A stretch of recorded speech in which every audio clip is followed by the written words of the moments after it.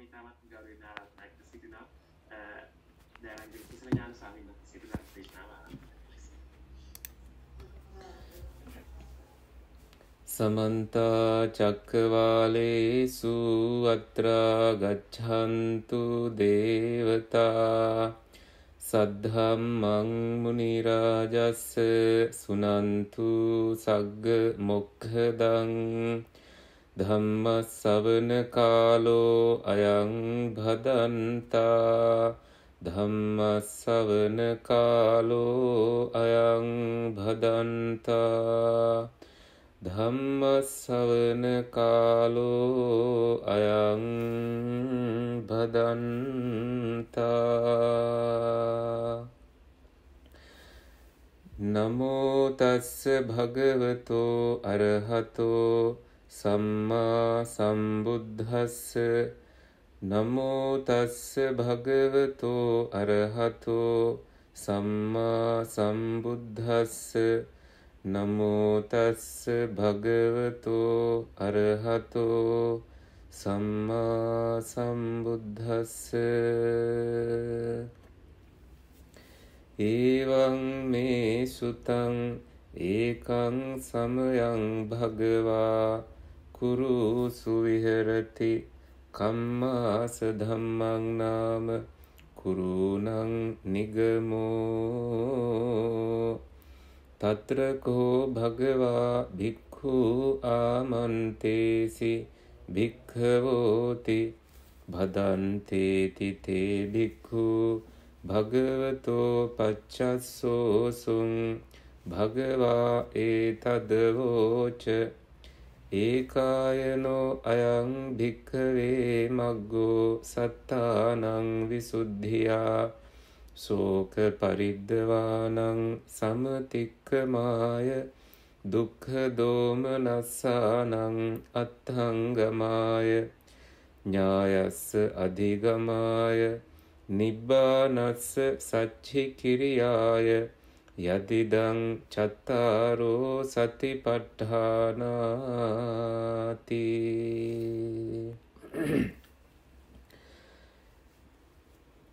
වෝටලූ Wellington බෞද්ධ විහාරස්ථානයේ අධිපති ස්වාමීන් වහන්සේ වශයෙන් කටයුතු කරන අපේ අනුරුද්ධ හාමුදුරන් වහන්සේ ප්‍රධාන විහාරස්ථානයේ වැඩ සිටින සියලුම ස්වාමීන් වහන්සේලාගෙන් අවසරයි. හැම දිනම සංසුන් වෙලා මේ වෙලාවේ වස්සාන ධර්ම දේශනාවට සවන් දෙන්නටයි සූදානම් වෙන්නේ. එහිදී අද මහින්ද ගලප්පත්ති පියාණන් වෙනුවෙන් තුෂාන්ති ගලප්පත්ති දියණිය බලාපොරොත්තු වෙනවා 75 වෙනි උපන්දිනයේ දවසේදී මේ ධර්ම දේශනාත්මක බුද්ධ වන්දනාත්මක පුණ්‍ය ශක්තිය පියාණන්ට දිගාසිරි පිණිස ආශිර්වාද පිණිස යොමු කරන්නට. එහිදී මෑණියන් වන W.R. මාලනී මෑණියන් ඇතුළු සියලුම ඥාති හිතවතුන්ට නිදුක් නිරෝගී සුව දිගාසිරි සැලසේවා කියන අදහසත්, ඒ වගේම මිය පරලෝසපත්ව යම් කෙනෙක් පින් බලාපොරොත්තුෙන් ඉන්නවා නම් ඒ හැමෝම පින් අනුමෝදන් වේවා කියන මේ සත්චේතනාවන් පෙරදරි කරගෙනයි අද මේ වස්සාන ධර්ම දේශනාව ආරම්භ කරන්නේ, පවත්වන්නේ. එහිදී මේ ධර්ම දේශනාවට සම්බන්ධ වෙන පිරිස වස්සාන ධර්ම දේශනාවකදී සාමාන්‍යයෙන් අවබෝධයක් තියෙනවා විහාරස්ථානයේ ස්වාමින් වහන්සේලා වස්වසලා සිටින බවත්, දායක පක්ෂය වශයෙන් තමන්ටත් මේ වස්විසූ ස්වාමින් වහන්සේලා විසින් හෝ ආරාධිත ස්වාමින් වහන්සේලා විසින් දේශනා කෙරෙන යම්කිසි සද්ධර්ම දේශනාවකට සම්බන්ධ වෙමින් අපේ අවබෝධය ඒ වගේම ආධ්‍යාත්මික ගුණ වගාව දියුණු කර ගැනීම අපි කළ යුතුයි කියන අදහසත් ඔය ඇත්තන්ගේ හිත්වල තියෙනවා. ධර්ම දේශනාවකදී වැරදි හොයන චේතනාවෙන් ඉවත් වෙලා එහිදී ද්වේෂයක් උපදින්නේ නැති විදියට හැම අවස්ථාවකම සංසුන් මනසින් සාදු සිතින් කල්පනාවෙන් ඕනෑකමින් උනන්දුවෙන් ධර්ම දේශනාවට සම්බන්ධ විය යුතුයි. මුනින් නමා තිබෙන කලයකට පැන්වත් කළාට කවදාවත් පිරෙන්නේ නෑ වගේ ඔබගේ මනස දන්නවාය කියන චේතනාව ඉවත් වෙලා ඒ චේතනාවෙන් තොර වෙලා නොදන්නා යමක් දැන ගැනීමට හෝ දන්නා යමක් අලුත් කර ගැනීමට හෝ හැකියාව උදා වේවා කියන චේතනාවෙන් මේ ධර්ම දේශනාවට සම්බන්ධ වෙන්නට කියලා අපි කරුණාවෙන් මතක් කරමින් මේ දේශනාව ආරම්භ කරනවා. අද මාතෘකා කරගත්තේ මජ්ක්‍ධිම නිකායේ මූලපණ්ණාසකයේ තියෙන සතිපට්ඨාන සූත්‍රය. සති කියන්නේ සිහිය, සම්මා සති කියන්නේ නිවැරදි සිහිය. සිහිය හොඳ දේ තුල යෙදීම තුලින් යහපත් විදියට වැඩෙන්නට සැලැස්වීම තුලින් නිබ්බානස සච්ච කිරියාය නිවන සාක්ෂාත් කර ගැනීමට හැකි බව මේ සූත්‍ර දේශනාවේ මුලදීම බුදුරජාන් වහන්සේ දේශනා කරනවා. එතකොට සති කියන්නේ සිහිය නම් ප ဋ ාණ කියලා කියන්නේ සිහිය පිහිටුවීම. සිහිය පිහිටුවන ක්‍රම 4ක් තියෙනවායි කියලා බුදුහාමුදුරුවෝ දේශනා කරනවා. එකක් තමයි කය අනුව සිහිය පිහිටවීම. ඒකට කායානුපස්සනාව කියනවා. දෙවැන්න තමයි වේදනා අනුව සිහිය පිහිටවීම. ඒකට වේදනානුපස්සනාව කියනවා. තුන්වැන්න තමයි සිත අනුව සිහිය පිහිටවීම. ඒකට චිත්තානුපස්සනාව කියනවා. හතරවැනි එක තමයි ධර්මතා අනුව සිහිය පිහිටවීම. ඒකට ධම්මානුපස්සනාව කියලා කියනවා. එතකොට මේ හතර අනුව සිහිය පිහිටවීම සත්තානං විසුද්ධිය සත්වයන්ගේ පිරිසිදු වීම පිණිස ශෝක පරිද්දවානං සමතික්කමාය. ශෝකය හඬා වැළපෙන එකෙන් අපිට සම්පූර්ණයෙන්ම මිදිලා ඉන්නට දුක් දුම්නස් දුක්ඛ දෝමනස්සානං අත්තංගමාය. දුක් දුම්නස් මුලින් උපුටා දමන්නට අස්තංගමයට පත් කරනවා කියලා කියන්නේ තියෙන තැනින් වෙනත් තැනකට මුලින් උදුරලා දමනවා කියන එක. ඒ වගේම ඥායස අධිගමාය. මේ මාර්ගය හරියට අවබෝධ කරගෙන මේකයි ක්‍රමය කියලා තේරුම් ගැනීමට. ඒ වගේම නිබ්බානස සච්චි කිරියාය නිවන සාක්ෂාත් කර ගැනීම පිණිසයි මේ සතර සතිපට්ඨානය දේශනා කරලා තියෙන්නේ. එතකොට අපි මේ දේශනාවේදී ගැඹුරින් ගැඹුරට අධ්‍යයනය කරගෙන යද්දී මුලින්ම කායානුපස්සනාව වඩන්නට කියලා සූත්‍ර දේශනාවෙහි සඳහන් වෙනවා. එහිදී බුදුරජාන් වහන්සේ දේශනා කරන්නේ ඉද බික්කවේ බික්කු කායේ කායානුපස්සී විහෙරති. මෙහිදී මහණෙනි භික්ෂුවක් කායානුපස්සනාව කය අනුව වැඩිම සිද්ධ කරනවා, වාසය කරනවා. ඒ කියන්නේ කයට යොමු කරගත් සිතින් යුක්තව මේ විදියට වාසය කරනවා. කෙලෙස් පහළවන්නට නොදී. කෙලෙස් පහළවන්නට දීලා හිටියොතින් ඒ කය අනුව වැරදි විදියට තමයි අපේ අවධානය යොමු වෙලා තියෙන්නේ. එය සම්මා සතිය වන්නේ නැහැ. මේ කය අනුව පිහිටුවද්දිත් ඒ වගේම වේදනා සහ සිත් අනුව සහ ධර්මතා අනුව පිහිටුවද්දිත් සුදුසුකම් අපිට 4ක් තිබිය යුතුයි. ඒ තමයි ආතාපි සම්පජානෝ සතිමා විනේය ලෝකේ අභිජ්ජා දෝමනස්සං කියන 4. ආතාපි කියලා කියන්නේ මේ තපනය කෙලෙස් තවන වීරය ඇතිව. සම්පජානෝ කියලා කියන්නේ මනස සිහි නුවණින් යුක්තව. සතිමා කියලා කියන්නේ සතිමත් භාවයෙන් යුක්තව. සිහි මුලා වෙලා නෙමෙයි. එතකොට විනේය ලෝකේ අභිජ්ජා දෝමනස්සං කියලා කියන්නේ දැඩි ලෝභ සහගත අවස්ථාවක් හෝ තරහ සහගත අවස්ථාවක් තියෙනවා නම් ඒ වයින් විනයනය වෙලා දුරු වෙලා ඒ වයින් බැහැර වෙලා සංවර වෙලා තමයි කායානුපස්සනාව වඩන්න පුළුවන් වෙන්නේ.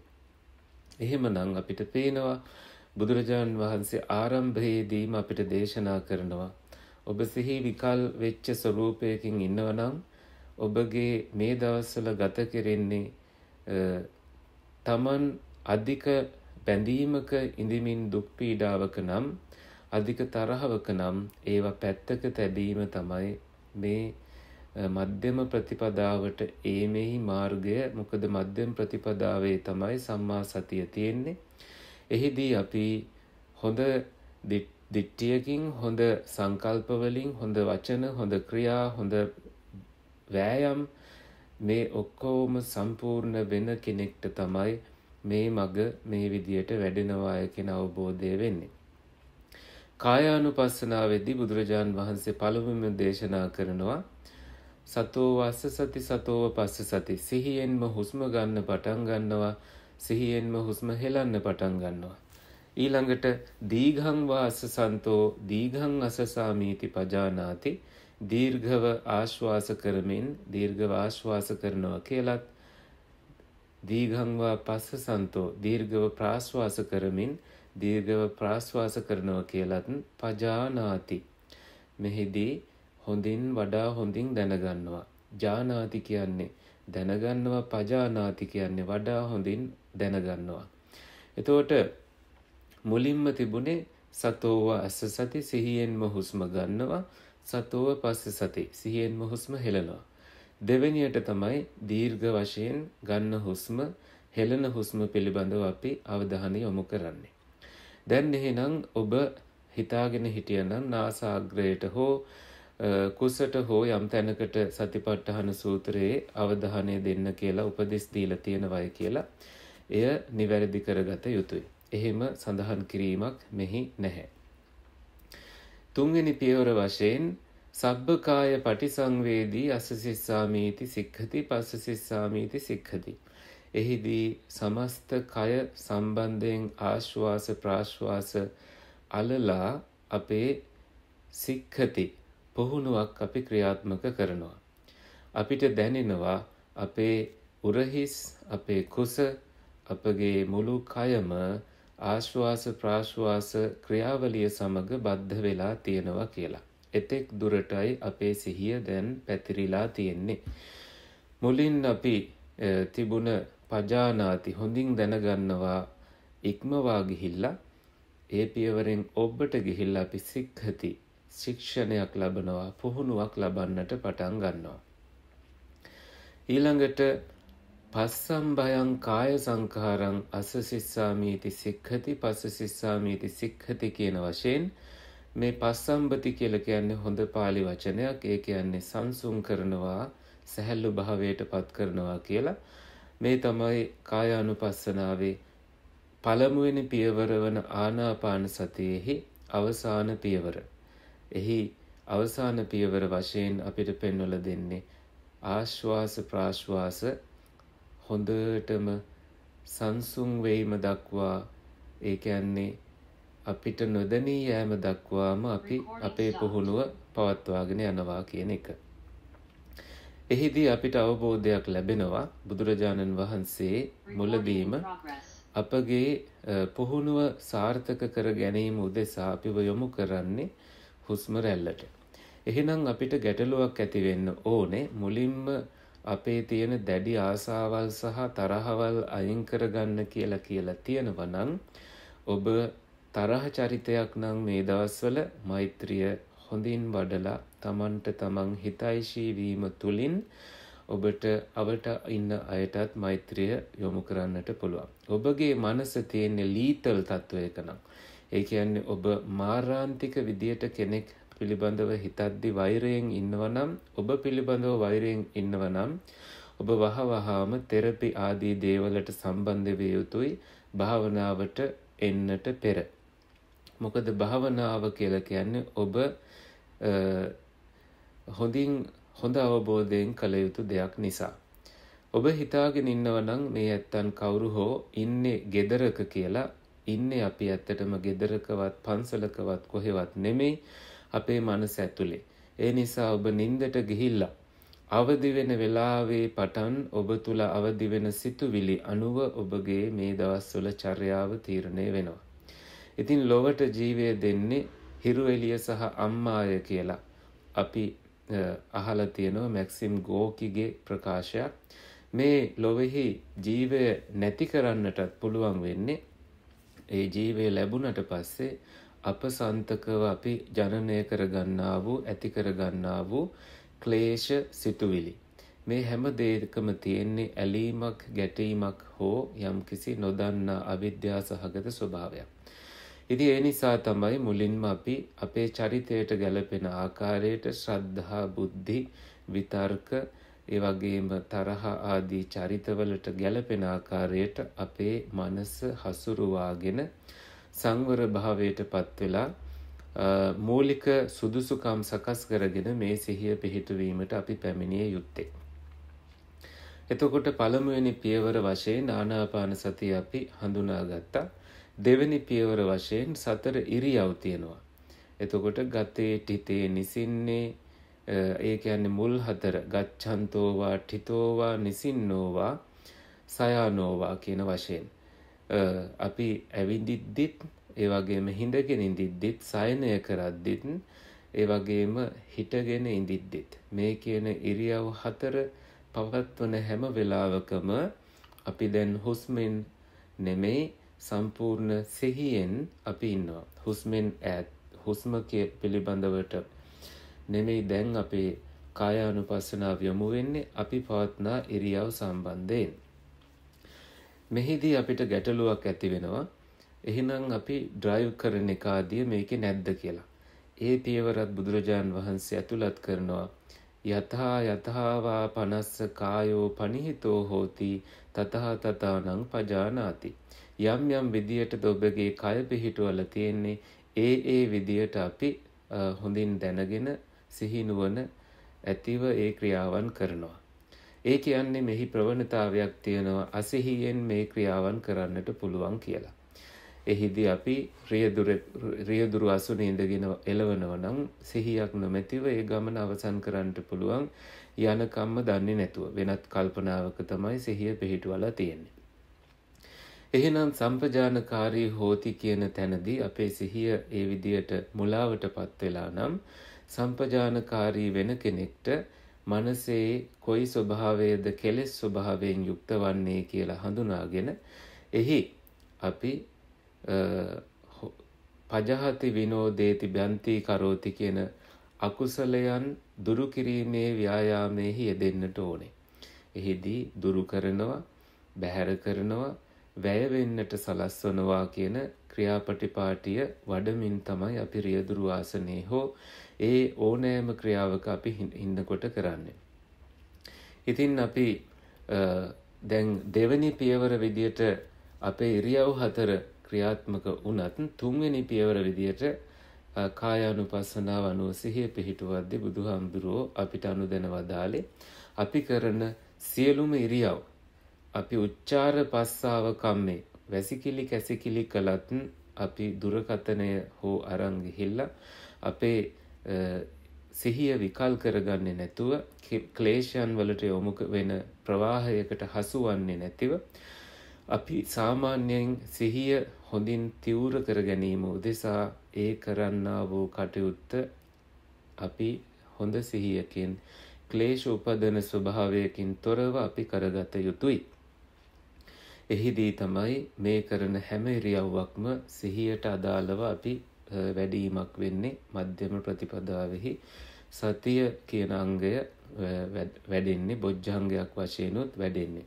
බොජ්ජංග වලින් මුලින්ම තියෙන්නේ සතිය, සිහිය. ඉන්ද්‍රිය වලින් මුලින්ම තියෙන්නේ සතිය. ඉතින් මේ අනුව ගත්තාම බල වලින් අපිට මුලින්ම තියෙන්නේ සතිය. මේ ඔක්කොම ක්‍රියාත්මක වෙන්න පටන් ගන්නවා කියන එක අපිට දැනෙන තැනක් තියෙනවා. ඒ දැනෙන තැන තමයි මේ හැම පියවරක් අවසානයේදීම විදර්ශනානුකූලව ඔබ කරන්නා වූ ගවේෂණය. විදර්ශනානුකූලව ඔබ කරන්නා වූ ගවේෂණය පැහැදිලි වෙනවා. දැන් අපි පියවර 3ක් කායානුපස්සනාව ගැන පැහැදිලි කරගත්තා. මේ පියවර 3 ඇවිල්ලා බලන්න තව පියවර 3ක් තියෙනවා විස්තර කරන්න කායානුපස්සනාවට අදාළව. මේ එක පියවරෙන් පියවර අපිට කළ යුතු මෙන්න මේ කියන විදර්ශනා කොටස ඔබට තේරෙනවද කියලා බලන්න. මුලින්ම බුදුරජාන් වහන්සේ අපිට අනුදැන වදාරනවා අජ්ජත්තං වා කායේ කායානුපස්සී විහෙරති කියලා. ඒ කියන්නේ අපේ ආධ්‍යාත්මික කාය අනුව ඇස කන නාසය දිව ශරීරය මනස අනුව මේ ආයතන 6 අනුව කය අනුව ගවේෂණය අපි කරනවා. බහිද්ධාවා කායේ කායානුපස්සී විහෙරති. මේවට අරමුණු වන්නේ රූප ශබ්ද ගන්ධ රස ස්පර්ශ ධර්මතා කියන 6 අනුව. ඒවට අනුවත් අපි අපේ කායානුපස්සනාව පවත්වාගෙන එනවා.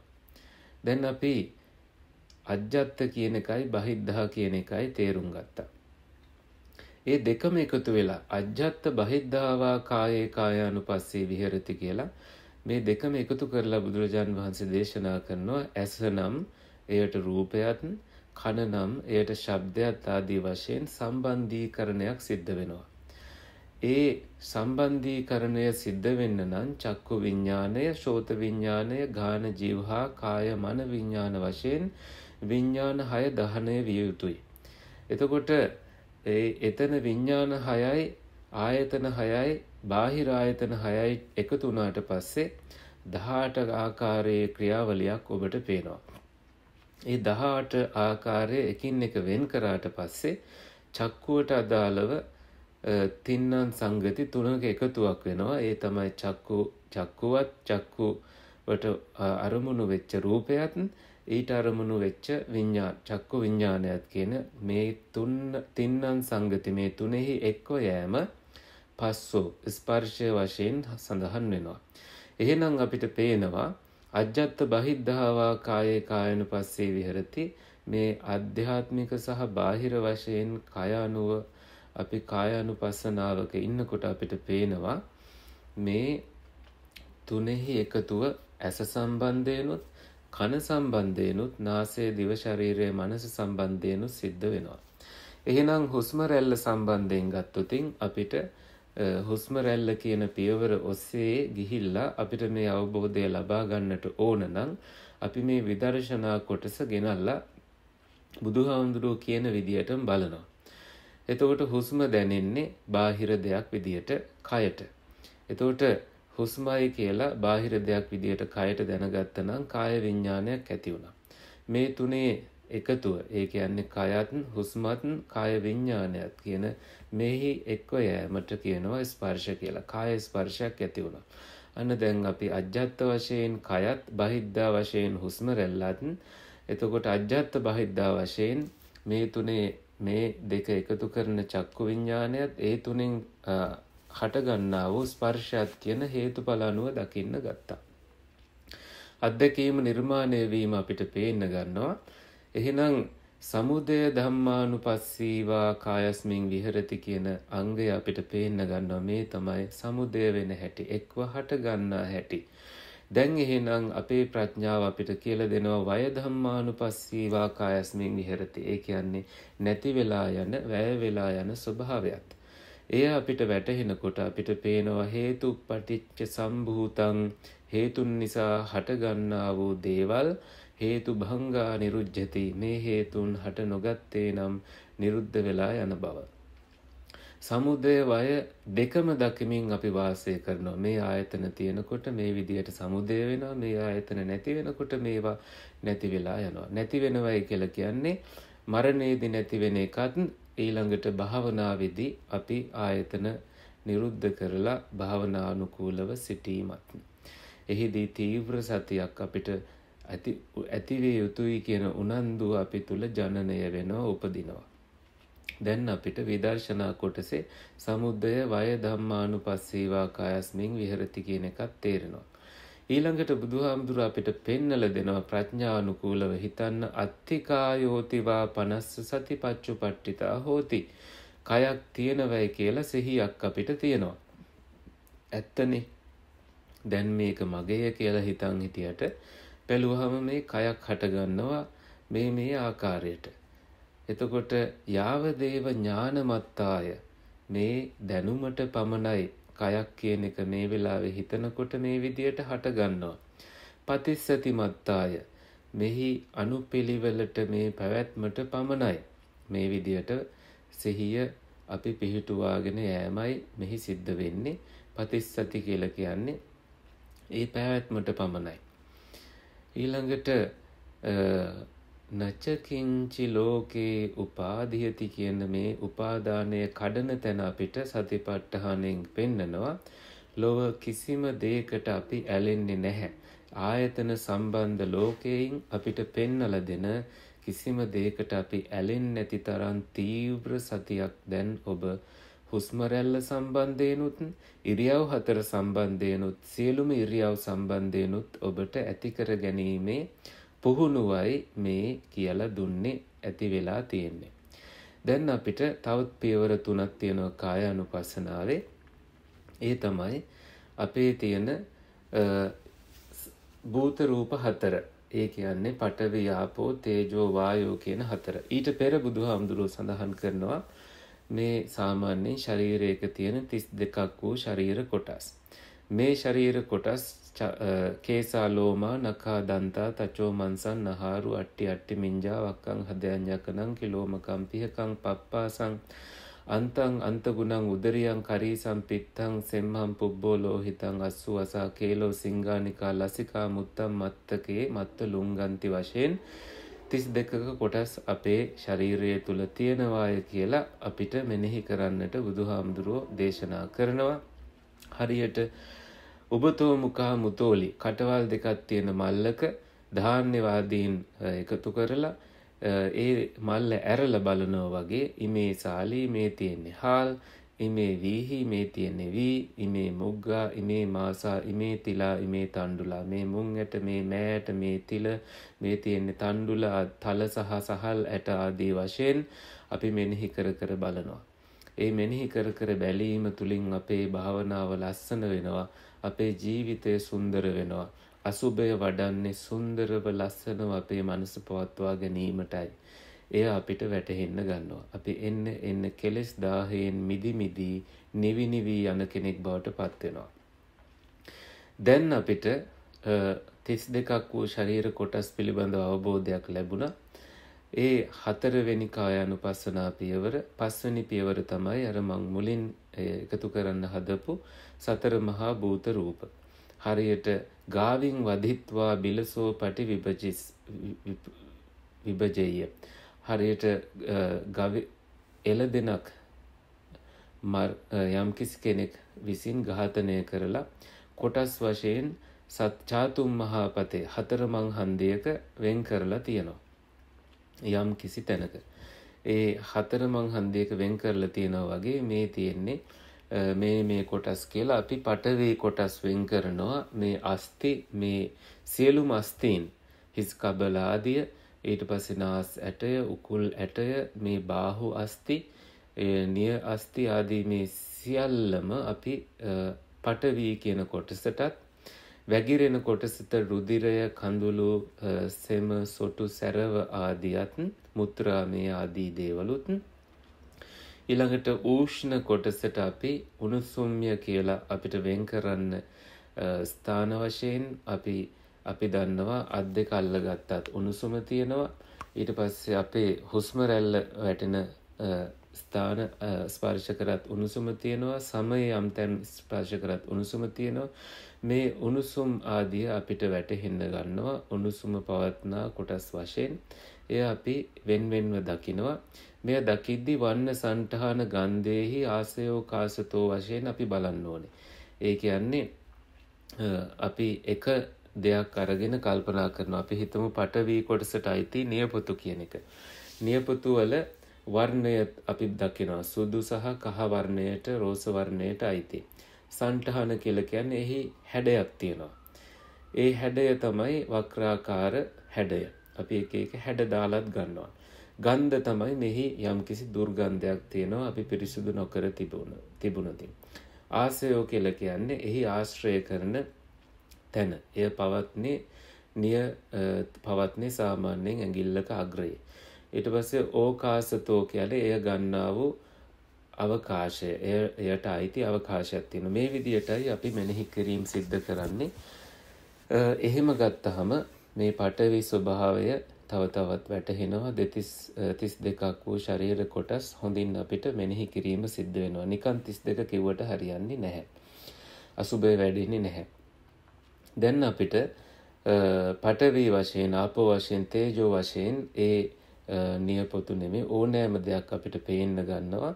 ඊළඟට වායෝ වශයෙන් අපේ තියෙන පෙනහළු වල හෘදය වස්තුවේහි නහර ආශ්‍රිතව මේ වායුමය ස්වභාවයන් කුස ආදී තැන්වල හැම සෛලයක පවා වායුව තිබෙන්නට පුළුවන් කියලා මේ 4 මහා භූත රූප වශයෙන් අපිට පේන්න ගන්නවා ශරීරයක ස්වභාවය. එහිදීත් අපි දකින කෙනා වෙන්කර බලමින් අපේ සිහිය පිහිටුවාගෙන යනවා. අපිට වැටහෙන්න ගන්නවා අපගේ සිහිය මේ වැටෙන්න පැතිරෙන්න අත්තිකායෝ කයක් තියෙනව පමණයි, ඥාණයට පැවැත්මට පමණයි. කිසි දෙයකට අපිට ඇලෙන්නට හේතුවක් අපි හොයාගන්නේ නැහැ. සමුදය වය වෙනවා පේනවා. කායානුපස්සනාව එතකොට අපි පියවර 5ක් සාකච්ඡා කළා. ඒ තමයි පළවෙනි එක තමයි ආනාපාන සතිය, දෙවෙනි එක තමයි සතර ඉරියව්, තුන්වෙනි එක තමයි සියලුම ඉරියව්, හතරවෙනි එක තමයි අපේ තියෙන නවසීවතික සමාවෙන්න 32ක් වූ ශරීර කොටස්, පස්වෙනි එක තමයි සතර මහා භූත රූප, හයවෙනි එක තමයි නවසීවතික. ඒ කියන්නේ උද්දුමාතකං විනීලකං විපුබ්බක ජාතං, ඉදිමිලා තියෙන, නිල් පැහැගැන් වෙලා තියෙන, පුපුරන්නට ආසන්න වෙලා තියෙන, විරූපී වෙලා තියෙන මේ ශරීරයක් දෙක දිහා බලලා අයම්පිකෝ කායෝ, මේ මගේ කයත්, ඒවම් භාවී ඒවන් ධම්මෝ, මේ ධර්මතාවයමයි, ඒවම් භාවී වෙන්න යන්නේ මේකමයි, මැරිලා ගියාට පස්සේ ඒතං අනතීතෝති, මෙය ඉක්මවා යන්නේ නැතයි කියන අවබෝධයටපත් වෙනවා. ඒ අවබෝධයෙන් අපි මේ ශරීරයට වෙන පියවර 9ම අපි හිතමින් අර විපස්සනා කොටස අපි දම බලනවා. කයෙහි සමුදය, කයෙහි වයවීම ඥානයට පමණයි, ඥාන මාත්‍රයට පමණයි. මෙහි අපි කිසි දෙයකට ඇලෙන්න දෙයක් නැහැ කියන අවබෝධය තව තවත් අපි සිහියෙන් ස්ථාපිත කරගන්නවා. දැන් මේ කියන වෙලාවෙම මෙය වැඩෙනවා ඔයත්තන්ට. ඒ නිසා මේ දේශනාව ඔබට මං හිතන්නේ නිවීම සැනසීම පිණිස හේතු වෙනවා ඒකාන්තයි. මේ ඇසෙන්නේ සහ මට මෙය කියන්නට අවස්ථාව ලැබිලා තියෙන්නේ සසර පිනකටමයි කියලා ඔබ කල්පනා කළ යුතුයි. ඊළඟට අපිට දැන් කායානුපස්සනාව පියවර 6 අවසන් වෙනවා. වේදනානුපස්සනාවට යනවා. වේදනානුපස්සනාවේ තියෙන්නේ සුඛ වේදනා, දුක්ඛ වේදනා, අදුක්ඛම සුඛ වේදනා කියන මේ වේදනා තුන අර විදියට විදර්ශනා වශයෙන් බලමින් වඩන්නට, සිහිය පිහිටවන්නට. සුඛ වේදනාවේ සාමිස වශයෙන්, ඒ කියන්නේ මේ කාම ලෝකයට මාළුවෙක් අහුණා වගේ ඇද දමන ස්වરૂපයනොත්, ඒ කියන්නේ මාංශ ස්වરૂපයට, ඕරම් භාගිය පහත් කාම ලෝකයට ඇදලා දාන ස්වરૂපයට අයිති වෙන වේදනා තියෙනවා. එය අපි හඳුනා ගන්නවා. මේ විඳීම් ඔස්සේ ගියොතින් තෘෂ්ණාවමයි පහළ වෙන්නේ කියලා. ඊළඟට උද්ධම් භාගිය වශයෙන් අපිට निराமிසව මේන් ගැලවී යන්නට පුළුවන් වන වේදනාවන්. ඒ කියන්නේ මාළුවෙක් හසු වුණා වගේ නෙමෙයි, මේ සසරින් ගැලවී යන්නට කාමච්ඡන්දය වශයෙන් හඳුනාගෙන එයට නොවැටි අපි යම් ආකාරයක විවේකජං පීති සුඛං, විවේකයෙන් උපන් ප්‍රීති සැපයක් අපිට ඉපදුනා නම්, ඒ ධ්‍යාන අවස්ථාව අපි හඳුනා ගන්නවා නම්, ඒ සුඛ වේදනාව අපි निराமிස සුඛ වේදනාවක් වශයෙන් අපි හඳුනා ගන්නවා. එහිදී අපිට පේනවා සතිපට්ඨානය තුල ධ්‍යාන අංගත් වැඩෙන බව. එහෙමනම් අපිට පැහැදිලි වෙනවා මේ කියන වේදනානුපස්සනාව සරලවම අපිට පෙන්නලා දෙන්නේ සාමිස निराமிෂ වශයෙන් නව ආකාරයකින් වේදනා තුන අපිට දකින්නට. එහිදී අපිට පේන්න ගන්නවා සුඛ දුක්ඛ අදුක්ඛම සුඛ වශයෙන් බලනවා, සාමිස සුඛ දුක්ඛ අදුක්ඛම සුඛ වශයෙන් බලනවා, निराமிස සුඛ දුක්ඛ අදුක්ඛම සුඛ වශයෙන් බලනවා. එහෙම බැලුවහම අපිට මේ වේදනානුපස්සනාව සමුදය වය ධම්මානුපස්සී, ඊට පස්සේ අජ්ජත් බහිද්ධ ආදී වශයෙන් ආයතන සම්බන්ධ කරලා ආදී වශයෙන් අපිට විදර්ශනානුකූලව බලලා ඉවර කරන්නට පුළුවන් භාවනාව වැඩෙන ආකාරයට. එතකොට කෙනෙක්ට ප්‍රශ්නයක් ඇති වෙන්නට පුළුවන්, මට වේදනානුපස්සනාවෙන් පටන් ගන්න බැරිද කියලා. පටන් ගන්න පුළුවන්. ඔබේ අවබෝධයේ හැටියට එතනින් හෝ ඔබ ධර්මයට බැසගෙන සිහිය වඩන්න ඔබට ඒකාන්තයෙන්ම එහි සැනසෙල්ල උදා වෙනවා කියලා මේ සූත්‍ර දේශනාවෙහි සඳහන් වෙනවා. ඉතින් තුන්වෙනියට අපි චිත්තානුපස්සනාවට යොමු වෙනවා. සරාගං වා චිත්තං, වීතරාගං වා චිත්තං, සදෝසං වා චිත්තං, වීතදෝසං වා චිත්තං, සමෝහං වා චිත්තං, වීතමෝහං වා චිත්තං, මහග්ගතං චිත්තං, අමහග්ගතං චිත්තං, සංකිත්තං වික්ඛිත්තං ආදී වශයෙන් මේ සිත හැකිලිලා පැතිරිලා මේ හැම අවස්ථාවක්ම විඳින සිත් අපි අවබෝධ කරගන්නවා. මහග්ගත සිතක් සාමාන්‍යයෙන් අරූප ධ්‍යාන ආදිය විඳින සිත්, ආකාසානං ඡායතන ආදිය විඳින සිත්. සංකිට්ඨ කියලා කියන්නේ හැකිලිලා තියෙන සිත්. නීවරණ වලට එහෙම අහු වෙලා, තීන මිද්දේට අහු වෙලා, ක්ලේශයන්ට අහු වෙලා තියෙන සිත්. මේවා අපි හඳුනා ගන්න අපේ මිදීම අපි කල්පනා කරමින් විදර්ශනාවට මේක යොමු කර බලනවා. සමතයයි විදර්ශනාවයි එකට වැඩෙන කෙනාට පේන්න ගන්නවා. මේ සිත් සමුදය වෙනවා, මේ සිත් වැය වෙලා යනවා. මෙහි සත්වයේ පුජ්‍යලයක් වෙනුවට පේන්නේ හේතුඵල ප්‍රමණයි කියලා. ඒ චිත්තානුපස්සනාව වැඩෙන ආකාරය. එතකොට ධම්මානුපස්සනාව කියන අවසාන සතිය වඩන, සතිය පිහිටුවන, සිහිය පිහිටුවන අංගයට අපි යොමු වෙලා බලනවා. එහිදී නීවරණ ධර්මතා කියන එක බුදුරජාන් වහන්සේ මුලින්ම පෙන්වලා දෙනවා. ඒ කාමච්ඡන්දේ, ව්‍යාපාදේ, තීන මිද්දේ, උද්ධච්ච කුක්කුච්චේ, විචිකිච්ඡාව ආදී වශයෙන් මේ කාමච්ඡන්දයට වැටෙනවා නම් ඒ පළවෙනි ධ්‍යානයෙන් වැටෙන්න පුළුවන් තැන. එයට නොවැටී ඉන්න අපිව යොමු කරලා බුදුහාමුදුරු දේශනා කරනවා. අපි මේ කාමච්ඡන්දය හට ගන්නවත් අපිට පේනවා. මෙය නැවත හට නොගන්නා තත්වයට පත් කරන්නට නම් ඒ අරමුණු අපි ඒවයින් බැහැර විය යුතුයි කියලා. අපි ලස්සනයි සුන්දරයි කියලා හිතන අරමුණු වලින් බැහැර වෙන්නට අපි ඇස් දෙක පියාගන්නවා. කන් ආසා දිව ශරීර මනස ආයතන මේවා වහ ගන්නවා. එයින් අපේ ద్వාර වලින් ගලාගෙන එන කෙලෙස් ප්‍රවාහයන් නැති වෙලා ඇතුලේ මනසිනුත් යම් දෙයක් අරමුණු වෙනවා නම් කෙලෙස් ඇවිස්සෙන විදියට එයිනුත් අපි මිදෙනවා. එහිදී කාමච්ඡන්දයෙන් ඔබ මිදිලා, ව්‍යාපාදයෙන් මිදිලා, තීන මිද්දෙන් මිදිලා, උද්ධච්ච කුක්කුච්චෙන් මිදිලා, විචිකිච්ඡාවෙන් මිදිලා ඔබ සුවපත් භාවයට පත් වෙනවා. දැහැන් වලට, ධ්‍යාන වලට සමවැදීමේ ශක්තිය හිතෙහි ඇති කර ගන්නවා. එතකොට දෙවෙනි වශයෙන් අපි ආයතන, අධ්‍යාත්මික ආයතන, බහිද්ධ ආයතන වශයෙන් මෙනෙහි කරනවා. එහිදී අපි කලින් සඳහන් කළ විදියට චක්කුසෝත ගහන ජීවහා කාය මන ආයතන, එහිදී රූප ශබ්ද ගන්ධ රස ස්පර්ශ ධර්මතා වශයෙන් බාහිර ආයතන, මේවායි සමුදය වෙන හැටි, වය වෙන හැටි නැවත නැවත ධර්මතා අනුව දකිමින් වාසය කරනවා. එතකොට අපිට පේන්නේ දහම පමණයි. මේ දහම දකින කෙනාට ධම්මෝ හවේ රක්ඛති ධම්මචාරී වශයෙන් ඒ තැනම නිවෙන ආකාරය ඔබට වැටහෙන්න ගන්නවා. මේ ධර්මය කොයිතරම් සන්දිට්ඨිකද කියලා, මේ වෙලාවෙම ප්‍රතිඵල ලැබෙනවද කියලා ඔබටම වැටහෙන්න ගන්නවා. ඉතින් අනතුරුව අපි කල්පනා කරනවා පංච උපාදානස්කන්ධ වශයෙන් මේ ධර්මතා දකින්න. රූප උපාදානස්කන්ධය, රූප ගොඩක් අපි උපාදාන කරගෙන තියෙනවා. වේදනා, සංඥා, සංකාර, විඥාන වශයෙන් උපාදානස්කන්ධ ගොඩක් දැවි තියෙනවා. මේවයි රූපස්කන්ධය, චක්කු රූප, සෝත රූප, ගාන රූප, જીවහා රූප, මේ ආධ්‍යාත්මික රූප වශයෙන්ුත්, ඒ කියන්නේ අපි මේ බාහිර ආයතන වශයෙන් අපි හදා ගන්නා වූ ආයතන මේ රූපත්, ඒ වගේම පඨවි ආපෝ තේජෝ වායෝ කියන මේ රූප ස්වභාවයනුත් අපි පිරිසිඳ දැනගන්නවා. එසේ දැන ගැනීමේ සිහියෙන් ඔබ මේ ගවේෂණය කර යනවා.